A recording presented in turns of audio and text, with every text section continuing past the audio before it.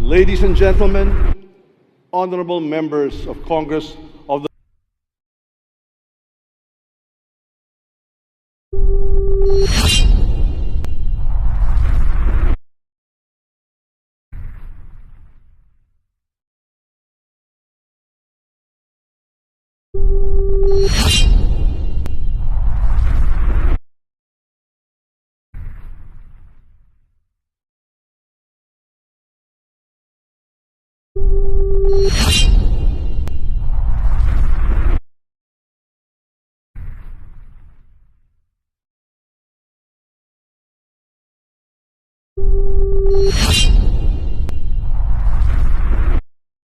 Ladies and gentlemen, honorable members of Congress of the Philippines, His Excellency Ferdinand Romualdez Marcos Jr., President of the Republic of the Philippines.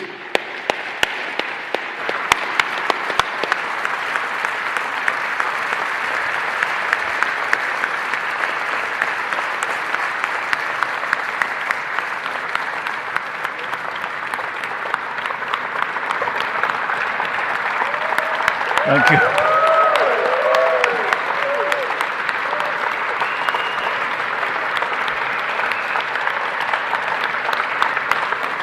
Thank you. Thank you very much. Allow me to greet Vice President Sara Zimmerman Duterte, the former presidents, our former presidents, President Joseph Ejercito Estrada and President Gloria Macapagal Arroyo, Senate President Juan Miguel Zubiri, and the honorable members of the Senate, House Speaker Ferdinand Martin Romualdez, and the honorable members of the House of Representatives, Chief Justice Alexander Gismundo, and the honorable justices of the Supreme Court, His Excellency, Most Reverend Charles John Brown, and the esteemed members of the Diplomatic Corps, Executive Secretary Lucas Bersamin, and the members of the Cabinet, First Lady Luis Araneta Marcos,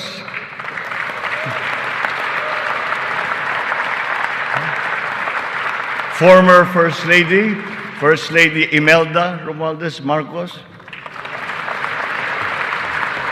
other distinguished guests, mga minamahal kong kababayan, ladies and gentlemen, magandang hapon po sa inyong lahat.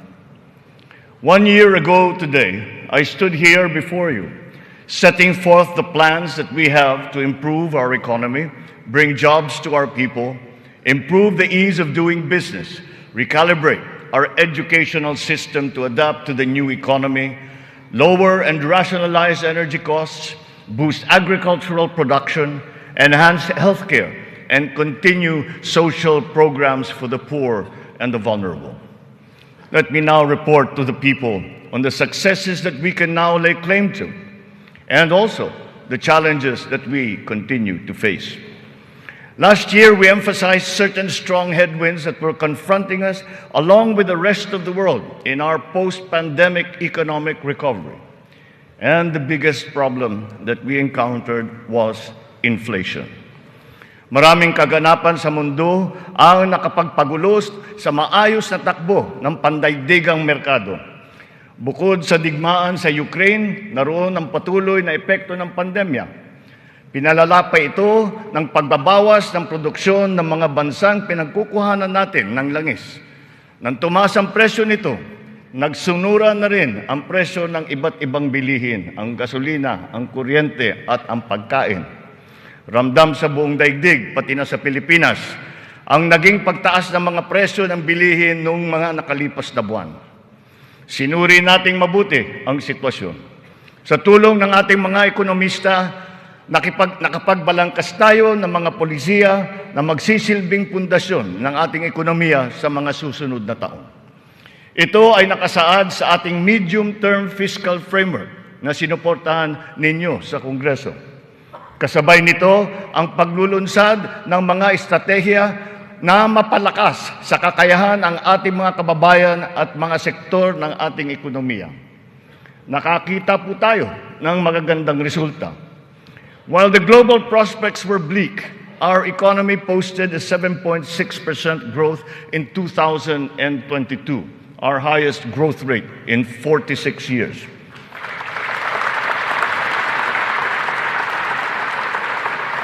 For the first quarter of this year, our growth has registered at 6.4%. It remains within our target of 6 to 7% for 2023.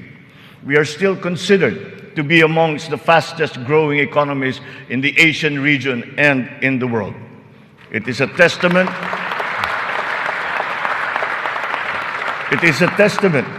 to our strong macroeconomic fundamentals. Our financial system, the nerve center of our economy, remains strong and stable. Banks, the transmission arms of our monetary policy, have strong capital and liquidity positions. Stimulated by the relaxation of pandemic restrictions, transactions once again have flourished alongside the booming e-commerce that was undeterred by the pandemic in 2022. The digital economy contributed 2 trillion pesos, the equivalent of 9.4% of our GDP. The economy is revived and rejuvenated, backstopped by a favorable enabling environment and the strong rule of law. This year, the World Bank projects a 6% overall growth rate, well within the range of our targets for the year. It is anchored on strong local demand, underpinned by consumer spending, and draws strength from the BPO industry and, of course, the steady flow of remittances and the continuing jobs recovery. Inflation rate is moving in the right direction. From 8.7% in January, our inflation has continued to ease up in all regions, settling now at 5.4% for June. What this means is that in spite of all the difficulties, we are transforming the economy. We are stabilizing the prices of all critical commodities. According to the Bangko Sentral, inflation is expected to ease further by the close of the year and projected at 2.9% by 2024.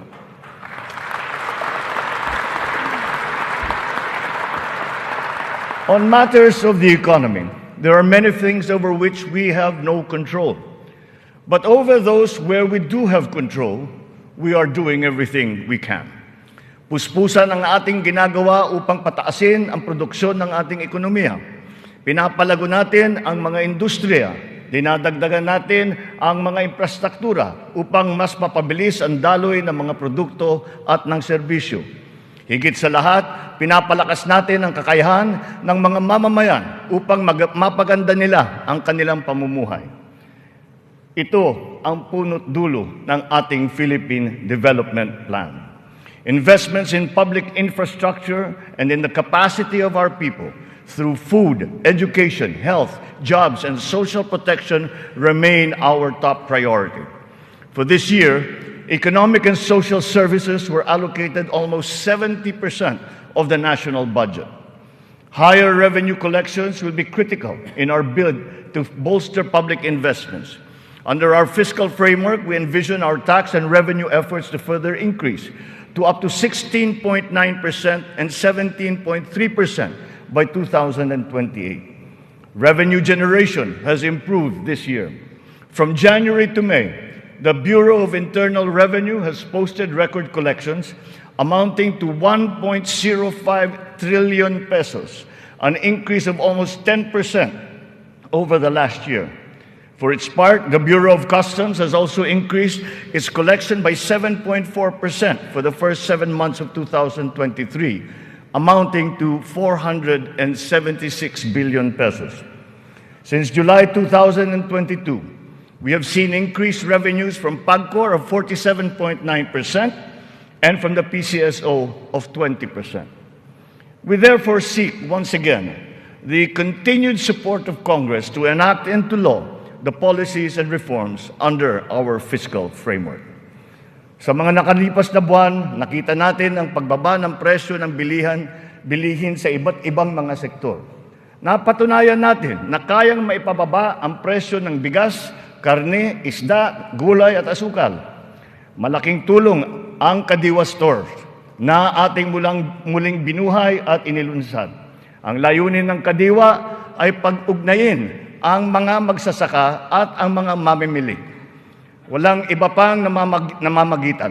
Wala nang dagdag, dagastos at patong. Maganda ang kita ng magsasaka, nakakatipid din ang mga mamimili. Sa mahigit 7,000 kadiwa na idinaos sa buong Pilipinas, 1.8 million na pamilya ang nakinabang sa mababang presyo ng bilihin. Sa kabuuan, halos 700 milyong piso ang naging benta ng mga ito na nakapagbigay ng hanap buhay sa mga membro ng mahigit 3,000 na kooperatiba at samahan. Maganda ang nakita nating resulta, kaya papalawigin pa natin ang Kadiwa sa buong bansa. Kamakailan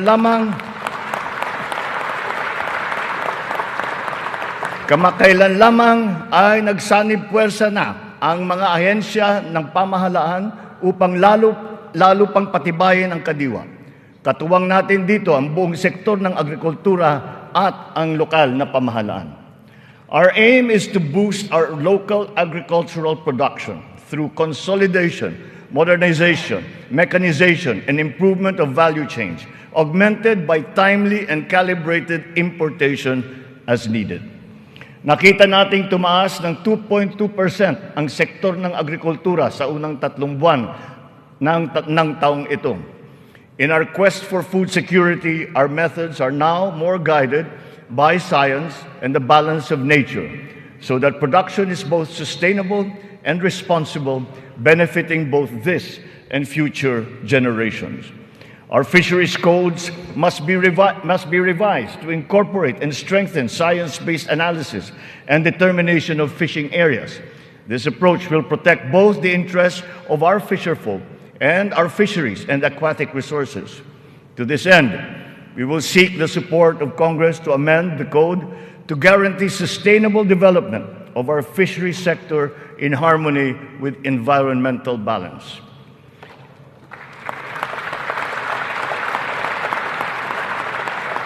Ipinagbubuklod natin ang mga magsasaka sa pamamagitan ng farm and fisheries clustering at mga livestock multiplier farms. 300 cluster na ang ating natukoy na binubuo ng halos 700 kooperatiba at may lawak na mahigit na 200,000 hektarya ng bukirin. Upang mas mapabilis at mas mapadali ang pagbuo ng kooperatiba, kakailanganin natin ang suporta ng Kongreso na maamyendahan ang Cooperative Code. Sa pamamagitan nito, unti-unting lalakas ang kanilang produksyon at puwersa sa merkado. Totoo ang kasabihan, mas malapas basta't sama-sama. Pinapalawak natin ang kanilang kaalaman sa makabagong mga teknolohiya at pamamaraan. Isa na rito ang paggamit ng biofertilizer na gawa sa Pilipinas at subok din at maaasahan. Sa balanced fertilizer strategy, gaganda ang ani ng mga magsasaka. Hindi na nila kailangan pang umasa sa mas mahal at imported na fertilizer. Bilang tulong sa mga magsasaka, namigay ang pamahalaan ng mahigit 28,000 mga makabagong makinarya at mga kagamitan sa iba't ibang dako ng Pilipinas. Sa ilalim ng iba't ibang mga programa ng kagawaran ng agrikultura, namigay ang pamahalaan ng mahigit na 50 milyong binhi ng palay, mahigit 1 milyong binhi ng mais, at sari-saring mga binhi ng gulay. Nagpamigay tayo ng mahigit 100,000 binhi ng niyog at nagpatanim sa halos 10,000 hektarya ng lupa sa buong bansa. Lahat ng mga binhing ito ay makabago, hybrid at mataas ang kalidad. Sa naging pagtaas ng presyo ng gasolina at pataba, nagdala ng kaunting ginhawa ang mga fuel at fertilizer discount vouchers na ating pinamigay sa mga nahihirapang magsasaka. Ang mga natanggap nating donasyon na pataba mula sa China, pinimigay na natin kaagad sa kanila. Isa sa mga dahilan ng pagtaas ng presyo ay ang mga smuggler, mga hoarder at mga nagmamanipula ng presyo ng produktong agrikultural. Hinahabol at ihaabla natin sila. Sadyang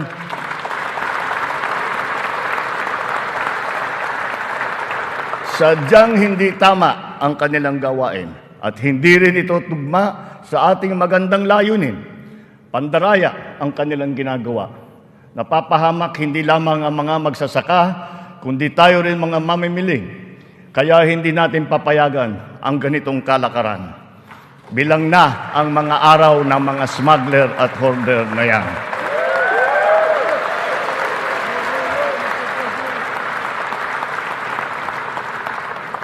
Mahalaga ang infrastruktura para masuportahan ang may 14 na milyong hektarya ng sakahan.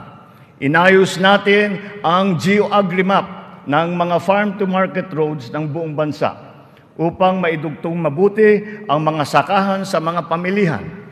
Alinsunod dito, karagdagang 600 kilometro ng mga FMR ang ating nilatag sa iba't ibang panig ng bansa. Binigyan din natin ng patubig ang mahigit na 49,000 hektarya ng bukirin sa buong Pilipinas. Nagpagawa tayo ng halos 4,000 mga karagdagang fabrication lab, production at cold storage facility na magagamit ng lahat. Sa tulong ng Kongreso, nakapagpatayo tayo ng 24 na multi-species hatcheries upang maparami ang produksyon ng mga isda. Nakabantay tayo sa anumang banta ng mga sakit at peste na maaring dumapo sa mga pananim at alagang hayop. Malapit na tayong magkaroon ng mga epektibong gamot at bakuna labang sa mga ito. Samantala, pinapalakas natin ang biosecurity levels ng mga alagang hayop bilang panlaban sa sakit. Tayo rin ay naghahanda sa El Nino na nagbabadyang tumama sa mga darating na buwan. Nagsimula na tayong maghanda at ang mga buffer stock at ang mga kagamitang patubig ay hinahanda na. Kung kinakailangan, magsasagawa pa tayo ng cloud seeding upang makapagdala ng ulan. Kasabay ng lahat na ito, hinihimok din natin ang ating sambayanan na magtipid ng tubig para sa malawakang paghanda sa banta ng tagtuyot.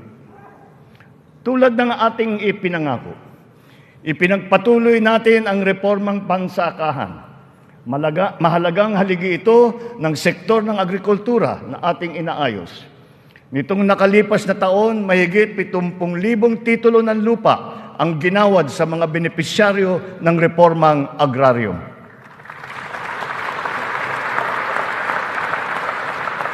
Tamang-tama ang ating pagpapatigil ng mga bayarin ng mga benepisyaryo sa ilalim ng ating nilagdaan EO number 4. 1 taon mula nung aking unang SONA na isabatas na ang bagong Agrarian Emancipation Act.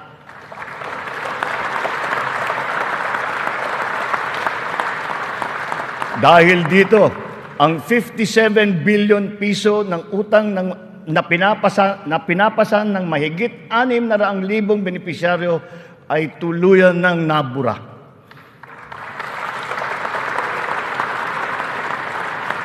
sa ngalan ng mga magsasakang ito at ang kanilang mga pamilya, maraming salamat muli sa ating mga mambabatas.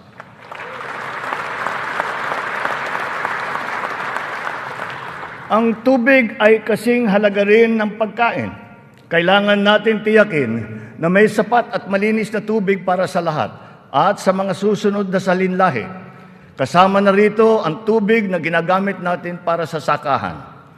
Considering its fundamental importance, water security deserves a special focus.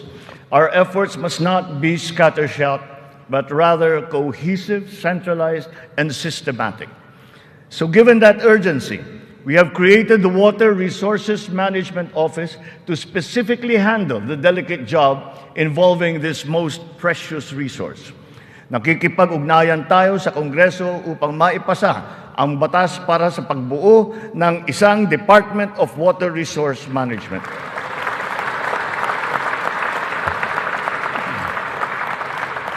This year, we have allocated 14.6 billion pesos for water supply projects, which will benefit communities all over the country. Recently, the water supply of NCR and Rizal received a significant boost from the first phase of the Wawa Bulk Water Supply Project. The water supply will increase as the project enters the second phase. We have installed 6,000 rainwater collection systems across the country in preparation for the looming dry spell brought about by El Nino. One of the keys to continuing economic growth is infrastructure development. So we will build better and more. Our 8.3 trillion peso Build Better More program is currently in progress and being vigorously implemented.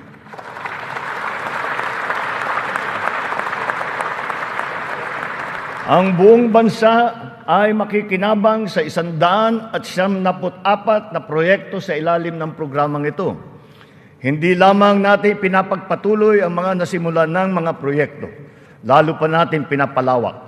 Kaya naman, ang 123 proyekto dito sa Build Better More program ay bago. The flagship projects cover investments in the areas of physical connectivity, water resources, agriculture, health, digital connectivity, and energy. Physical connectivity infrastructure, such as roads and bridges, seaports, airports, mass transport, account for 83% of this program. Our infrastructure spending will stay at 5 to 6% of our GDP.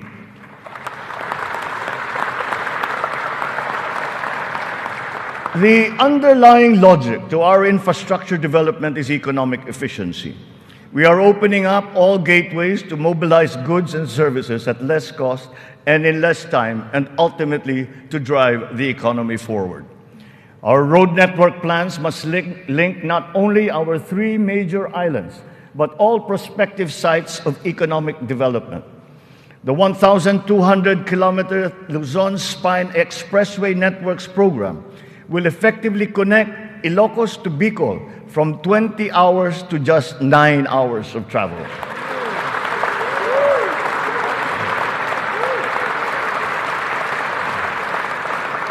Under the Mega Bridge program, 12 bridges totaling 90 kilometers will be constructed, connecting islands and areas separated by waters.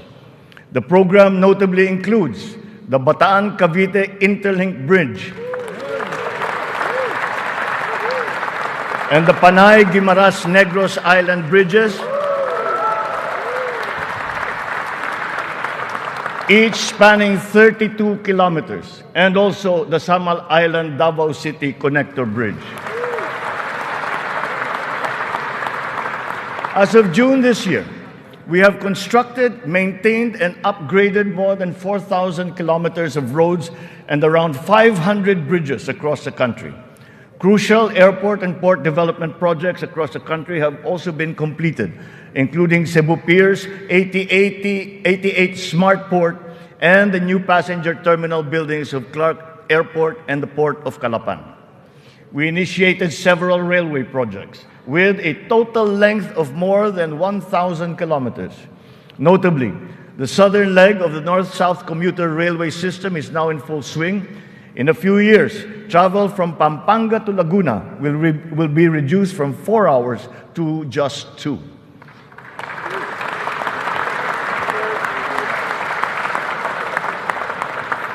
Intermodal connectivity will also be a primary consideration. Roads, bridges, and mass transport systems will be interconnected. This network will provide access and passage to vital and bustling economic markets, such as agriculture hubs, tourism sites, and key business districts. For strategic financing, some of the nation's high-priority projects can now look to the newly established Maharlika Investment Fund without the added debt burden. In pooling a small fraction of the considerable but underutilized government funds, the funds shall be used to make high-impact and profitable investments, such as the Build Better More program. The gains from the fund shall be reinvested into the country's economic well-being. To ensure sound financial management, a group of internationally recognized economic managers shall oversee the operations of the fund, guided by the principles of transparency and accountability. This guarantees that investment decisions will be based on financial considerations alone, absent any political influence.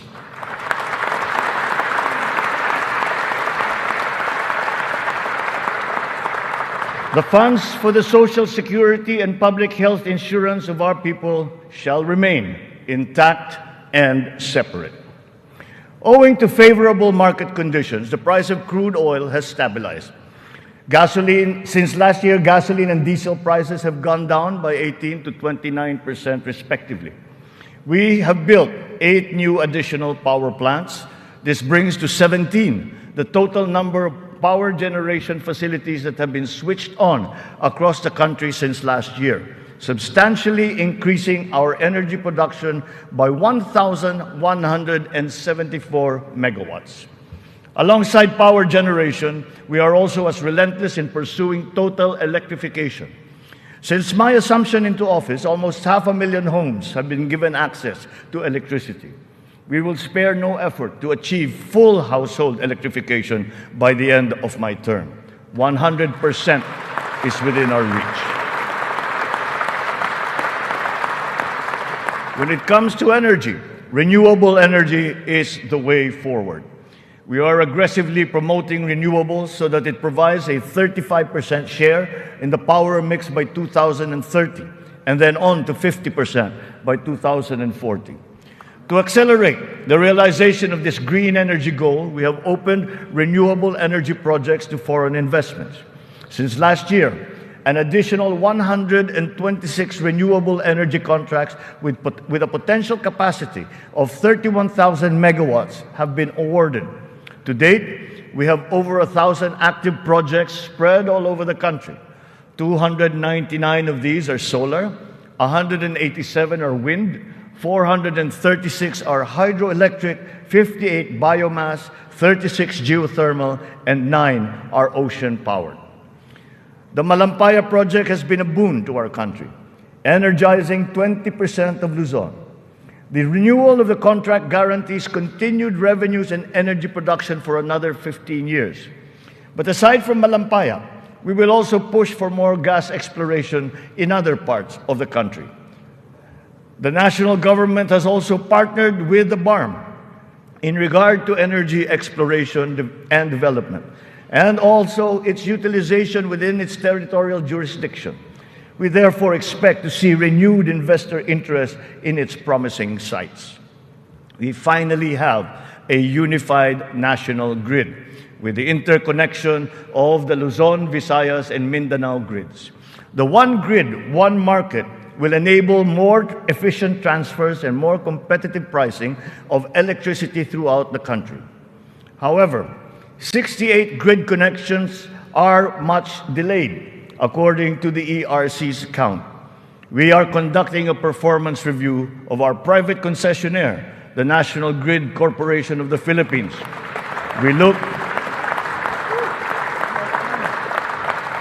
We look to NGCP to complete all of its deliverables, starting with the vital Mindanao-Visayas and Cebu-Negros-Panay interconnections. Habang pinapabuti natin ang lagay ng ekonomiya, pinapalakas din natin ang kakayahan ng Pilipino. Ito ay sa pamamagitan ng mahalagang armas ng edukasyon, magandang kalusugan at trabaho. Malaking bahagi ng pondo ng pamahalaan ay inilaan para sa mga ito. Sa ating pagtahak sa kaunlaran, walang mamamayang Pilipino ang maiiwanan. Para sa atin, ang bawat buhay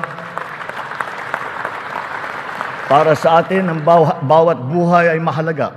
Ano man ang edad, kasarian, pangkat, relihiyon o pisikal na kondisyon, sila ay kukupkupin at tutulungan. Naglalaan tayo ng sapat na pondo para sa mga paglingap ng mga lubos na nangangailangan. Layunin natin na sila ay makabangon, mabigyan ng sapat ng kakayahan at maging produktibo. Hindi lamang DSWD, kundi pati ang DOLE, ang DepEd, TESDA, CHED ay tumutulong sa ating mga kababayang nangangailangan. Ang AIX, TUPAD, TVET for Social Equity, Social Pension for Indigent Senior Citizens, at ang Cash for Work para sa mga PWDs ay ilan lamang sa mga mahahalagang programa ng pamahalaan para sa kanila. Nariyan din ang Integrated Livelihood Program Kabuhayan upang matulungan ang mga maliliit na negosyo. We are inclusive in our pursuit of social protection. The pension of the military and the uniformed personnel is as important, as urgent, and as humanitarian as that of all other civilian Filipino employees. Efforts are underway to make it fully functional and financially sustainable. We are once again working closely with Congress to ease the transition from the old system to the new one, so as to be able to guarantee that no effects are felt by those in the uniformed services.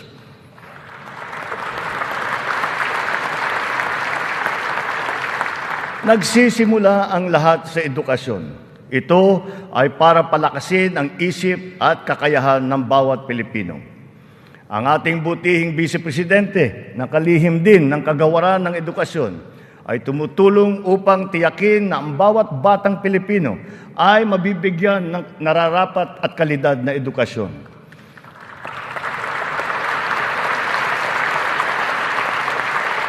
We have renewed hope in giving the best to our next batches of students, especially the 28.4 million learners who return to school this year. Learning recovery will be at the forefront of our education agenda. The Matatag Agenda for Basic Education has been launched, focusing on relevance of curriculum, rapid and responsive delivery, and the welfare of both learners and teachers.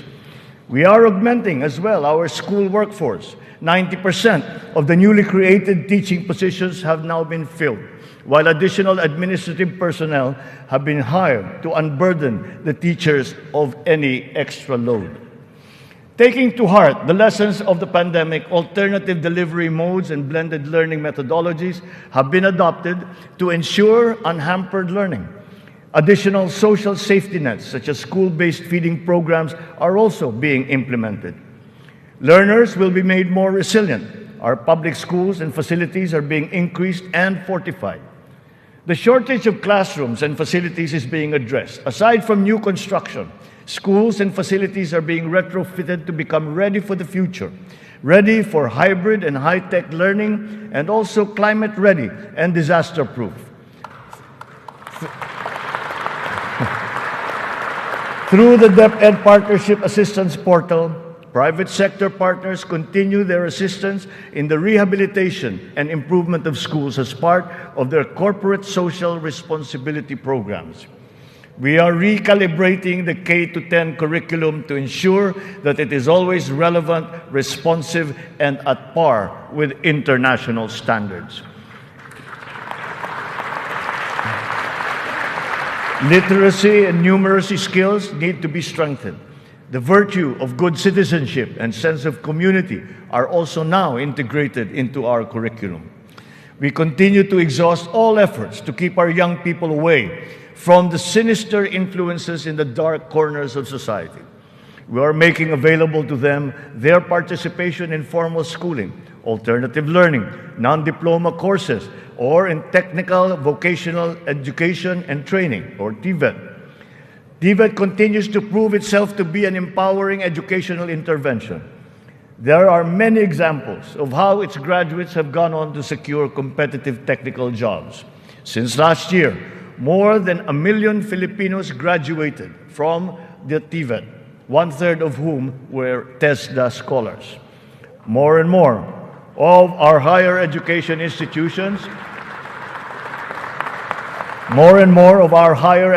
institutions have reached world-class status.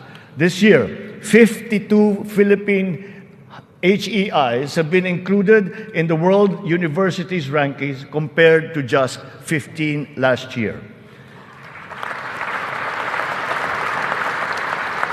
We will not let a student's financial constraints be an hindrance to his or her education. We have activated social safety nets, such as skills development training and youth employment programs. Tertiary education in state universities and colleges will remain free for our qualified students.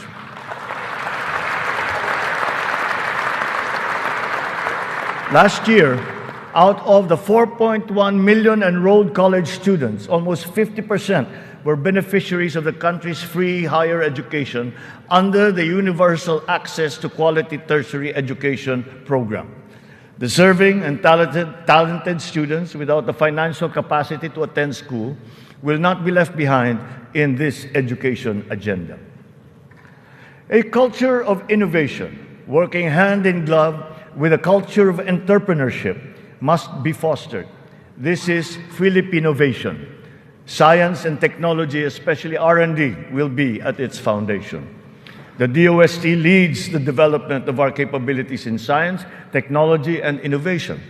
Science and technology-related scholarships are made available for the talented and technically gifted students from high school all the way to graduate school. To address the challenge of staying at the cutting edge of technology, 44 renowned Filipino scientists in diverse areas of expertise have returned home under the Balik Scientist program. They will undertake research in various priority fields and will be supported by upgraded facilities and R&D funding.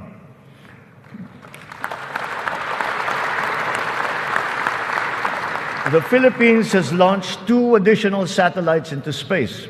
Together with the first satellite, they will track weather, predict storms, evaluate soil and water supplies, analyze shifts in population, and be used for traffic management, geohazard mapping, risk assessment, and even including security and defense. Science, technology, and innovation will drive the quality and competitiveness of our workforce, as well as our manufacturing, export, creative, and service industries, in existing markets and in new ones waiting to be explored. The bane of the mismatch between jobs and skills among our workforce is being rectified through strengthened government, industry, labor, academe partnerships, and the continuous reskilling and upskilling training programs that we have put before our workforce. For our seafarers to continue to excel, maritime education in the Philippines has been strengthened. This will progress and solidify our country's position as a global maritime hub through the steady supply of competent Filipino seafarers to foreign merchant marine vessels. The question about the European Union's recognition of the standards of training of Filipino seafarers has, after 17 years, finally been resolved.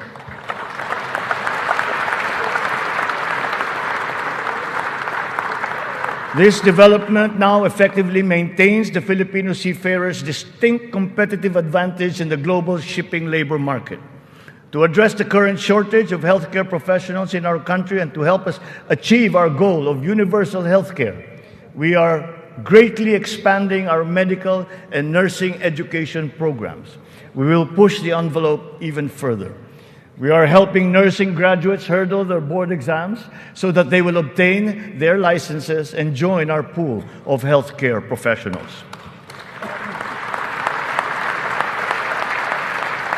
Ang kalusugan ang ikalawang armas para sa lakas ng pangangatawan ng bawat Pilipino. Isinusulong natin muli ang kalusugan ng Pilipino. We are now refocusing our health priorities, applying the lessons learned from the pandemic and addressing the weaknesses that it has exposed.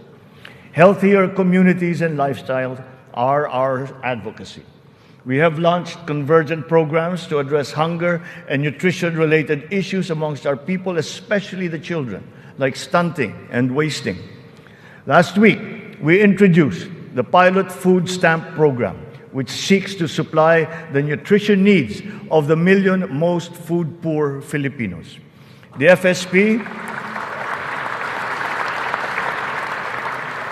FSP shall complement our nutrition continuity programs, such as the First 1,000 Days program, which ensures nourishment for the first 3 years of a child's life.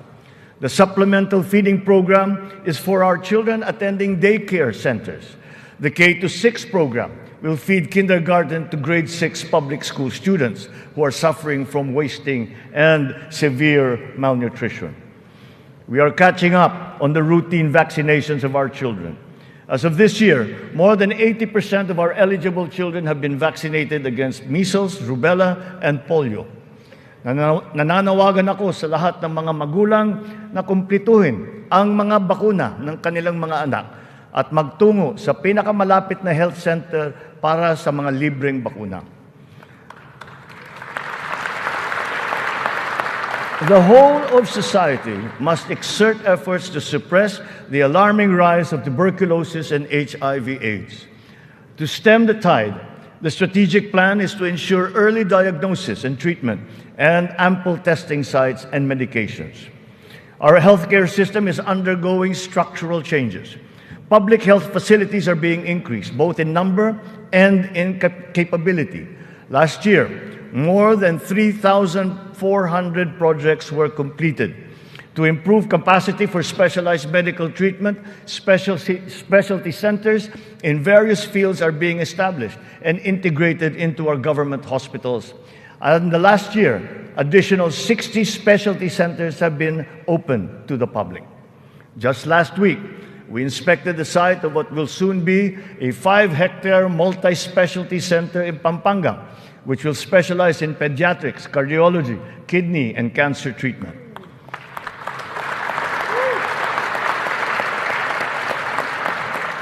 We are working for a more direct, efficient delivery of services through integrated primary care providers and networks in partnerships with the LGUs and our partners in the private sector. These shall, of course, be supported by what is now a better and more efficient PhilHealth. Ang presyo ng mga mahalaga at pangunahing gamot ay bumaba ng humigit kumulang ng 40%. Mayroon ding iba na bumaba na hanggang 70%.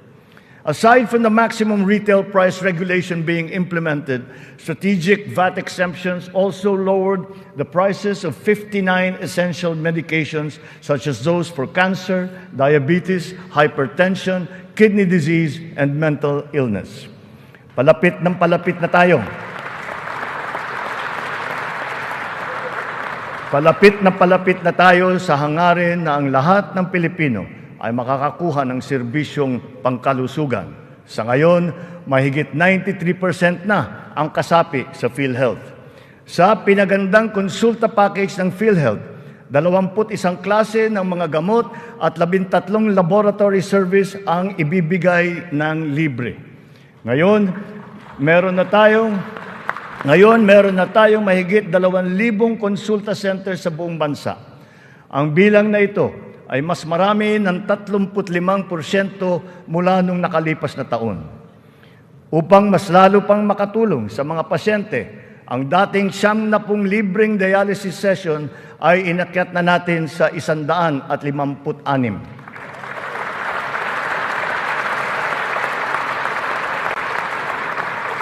Mga kababayan, libre na po ngayon ang dialysis para sa karamihan ng Pilipino.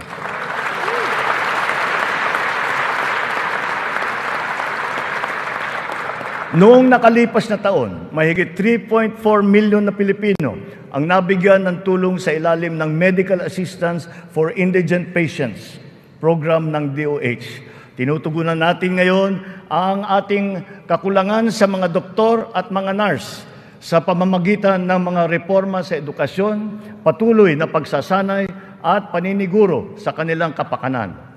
Naglagay po tayo ng doktor sa halos 200 munisipyo sa bansa. Lalagyan natin din ng doktor ang natitirang 19 na bayan na wala pang doktor. Upang masuklian